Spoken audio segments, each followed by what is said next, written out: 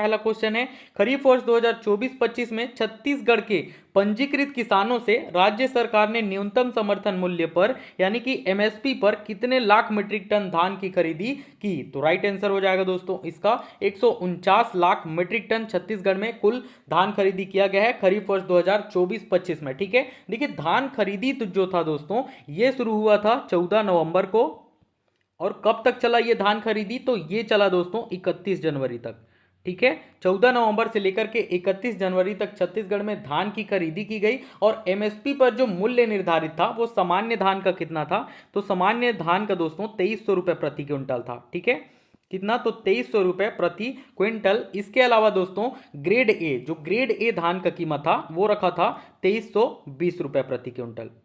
कितने रखा गया था? तो 2320 रुपए प्रति क्विंटल। ठीक है, अगला सवाल देखते हैं। आईपीएस अरुण देव गौतम छत्तीसगढ़ के किस क्रम के पुलिस महानिदेशक हैं? तो देखिए दोस्तों हाल ही में आईपीएस अरुण गौतम को छत्तीसगढ़ का पुलिस महानिदेशक बनाया गया है, और दोस्तों ये 12वें क्रम के पुलिस महानिदेशक हैं छत्तीसगढ़ के। ठीक है, देखिए पूर्व में कौन था, इनका स्थान किसने लिया? तो अशोक जुनेजा। अशोक जुनेजा दोस्तों ये पूर्व में छत्तीसगढ़ के पुलिस महानिदेशक थे, जिनका स्थान लिए हैं आईपीएस अरुण देव गौतम। ठीक है, इसके अलावा याद रखिएगा दोस्तों कि छत्तीसगढ़ के प्रथम पूछ देगा, जो कि काफी इंपॉर्टेंट है क्योंकि दोस्तों हाल ही में इनका निधन हो गया। ठीक है, श्री मोहन शुक्ल ये छत्तीसगढ़ के प्रथम पुलिस महानिदेशक हैं, जिनका हाल ही में निधन हो गया। ठीक है, अगला सवाल देखते हैं। हाल ही में केंद्र सरकार ने छत्तीसगढ़ के किस अभयारण्य को राज्य के 5वें टाइगर रिजर्व के तौर पर मंजूरी प्रदान किया है? तो इसका राइट आंसर हो जाएगा दोस्तों भोरमदेव अभयारण्य को हाल ही में, ठीक है, 5वें टाइगर रिजर्व के तौर पर मंजूरी प्रदान कर दिया गया है। अगला सवाल है, छत्तीसगढ़ के पैरा एथलीट श्रीमंत झा ने उज्बेकिस्तान में विश्व पैरा आर्म रेसलिंग चैंपियनशिप में भारत के लिए कौन सा पदक जीता? तो भाई इसने जीता है रजत पदक। ठीक है, रजत पदक इसने हासिल किया किसमें? तो 85 किलोग्राम वर्ग में, 85 किलोग्राम वर्ग में। ठीक है, अगला क्वेश्चन देखते हैं। छत्तीसगढ़ के किस क्रिकेटर को हाल ही में बीसीसीआई द्वारा वर्ष 2023-24 के लिए लाला अमरनाथ अवार्ड से सम्मानित किया गया है? काफी इंपॉर्टेंट क्वेश्चन है। ठीक है, इसका राइट आंसर हो जाएगा दोस्तों श्री शशांक सिंह को। ठीक है दोस्तों, शशांक सिंह को बीसीसीआई के द्वारा वर्ष 2023-24 के लिए लाला अमरनाथ अवार्ड से सम्मानित किया गया है। ठीक है, इसके अलावा ये बहुत ही ज्यादा इंपॉर्टेंट है, तो छत्तीसगढ़ का पहला क्रिकेटर है क्योंकि ये जिसे बीसीसीआई के द्वारा अवार्ड प्रदान किया गया है। अगला सवाल देखते हैं। रायपुर स्थित शहीद वीर नारायण सिंह अंतर्राष्ट्रीय क्रिकेट स्टेडियम में जारी लीजेंड 90 क्रिकेट प्रतियोगिता कितने ओवर का खेल है? तो ये जो लीजेंड 90 क्रिकेट प्रतियोगिता है ये 15 ओवर का खेल है। ठीक है, और इसमें दोस्तों अलग अलग देश के 6 टीम इसमें भाग लिए। कितने टीमों ने भाग लिया? तो 6 टीमों ने भाग लिया इसमें। अगला देखते हैं।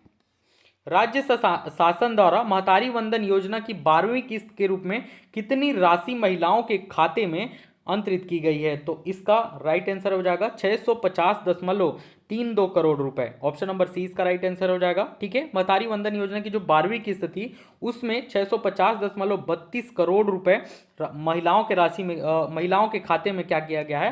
अंतरित किया गया है। और आप सबको पता होगा दोस्तों कि जो महतारी वंदन योजना है, ठीक है, इसका शुरुआत कब किया गया था? तो इसका शुरुआत हुआ था 1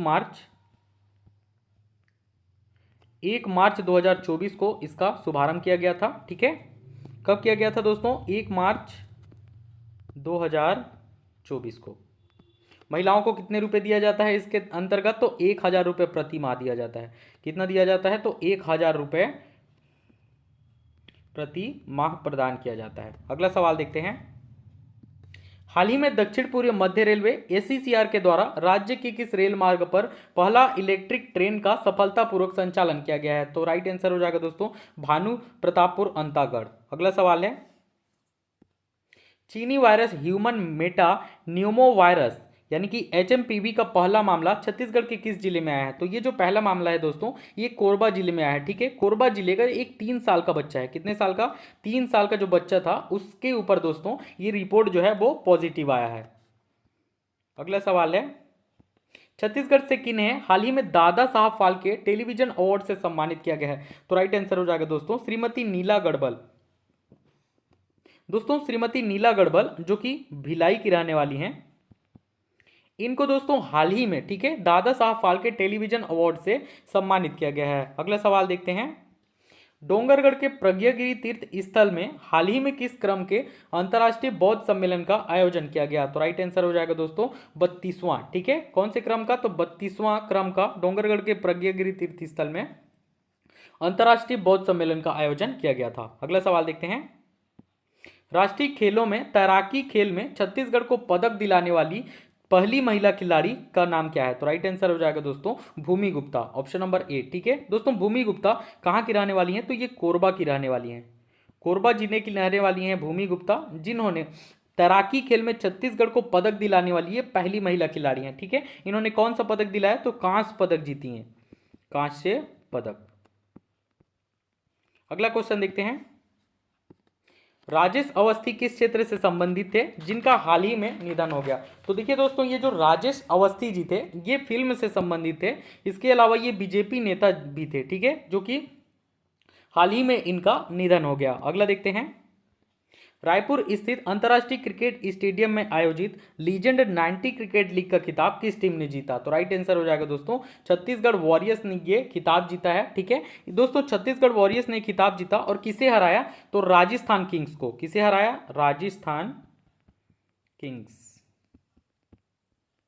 राजस्थान किंग्स को हराकर छत्तीसगढ़ वॉरियर्स ने लीजेंड 90 क्रिकेट लीग का खिताब जो है वो अपने नाम किया। और ये कितने ओवर का था? हम लोग देखा अभी हमने कि 15 ओवर का होता था है ये। अगला सवाल है, हाल ही में हुए छत्तीसगढ़ नगरीय निकाय चुनाव 2025 में राज्य के कितने नगर निगमों में महिला महापौर चुने गए हैं? तो देखिए राज्य के जो 6 नगर निगम हैं यहां पर दोस्तों महिला महापौर चुने गए हैं। ठीक है, अगला सवाल है, खैरागढ़ वेटलैंड में कौन कौन सी प्रजाति के पक्षी देखे गए हैं? तो देखिए दोस्तों, ये जो खैरागढ़ वेटलैंड है यहाँ पर एक तो कॉमन क्रेन, दूसरा यूरेशियन कर्फ्यू, तीसरा कॉमन पोचार्ड, यानी कि उपरोक्त सभी इसका राइट आंसर हो जाएगा। कौन कौन खैरागढ़ वेटलैंड में कौन कौन सी प्रजाति के पक्षी देखे गए हैं? तो common crane, Eurasian curfew, common pochard. अगला देखते हैं, देश में हुए प्रकृति परीक्षण अभियान के प्रथम चरण में छत्तीसगढ़ को स्ट्राइक रेट लक्ष्य में राष्ट्रीय स्तर पर कौन सा स्थान प्राप्त हुआ है? तो इसका राइट आंसर हो जाएगा दोस्तों छत्तीसगढ़ को इसमें तीसरा स्थान प्राप्त हुआ है। अगला सवाल देखते हैं,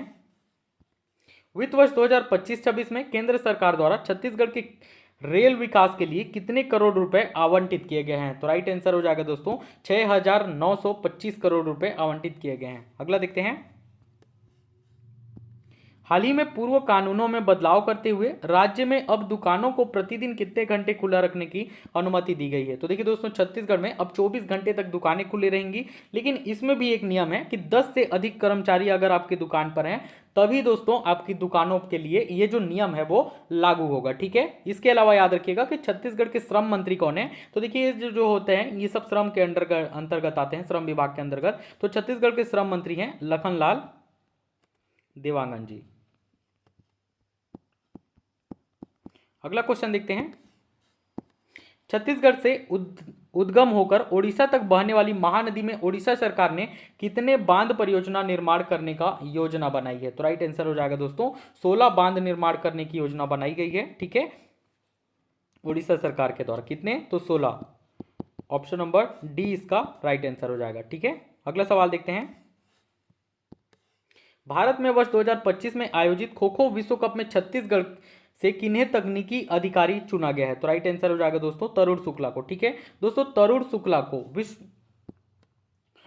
खो खो विश्व कप में छत्तीसगढ़ तकनीकी अधिकारी चुना गया है। ठीक है, अगला सवाल है, नारायणपुर में वर्ष 2025 में आयोजित राष्ट्रीय महिला फुटबॉल प्रतियोगिता में किस राज्य की टीम विजेता बनी? तो राइट आंसर हो जाएगा दोस्तों मणिपुर राज्य की टीम जो थी वो विजेता बनी। अगला सवाल है, हाल ही में छत्तीसगढ़ की किस पर्वतारोही ने अफ्रीका महाद्वीप की किलीमंजारो चोटी पर तिरंगा लहराया है? तो राइट आंसर हो जाएगा दोस्तों निशा यादव ने, ऑप्शन नंबर डी इसका राइट आंसर हो जाएगा। ठीक है, किसने फहराया है तिरंगा? तो निशा यादव ने। अगला सवाल है, जनवरी 2025 में रायपुर में आयोजित इंडियन वाटर वर्कर्स एसोसिएशन का वार्षिक सम्मेलन, इस सम्मेलन का कौन सा संस्करण था? तो राइट आंसर हो जाएगा दोस्तों 97वां संस्करण था ये, ऑप्शन नंबर बी। अगला देखते हैं, छत्तीसगढ़ में त्रिस्तरीय पंचायत राज चुनाव 2025 के लिए प्रथम चरण का मतदान किस तिथि को किया गया? तो देखिए दोस्तों, जो प्रथम चरण का मतदान था ये किया गया था 17 फरवरी 2025 को। ठीक है, ये क्या था? प्रथम चरण का मतदान था।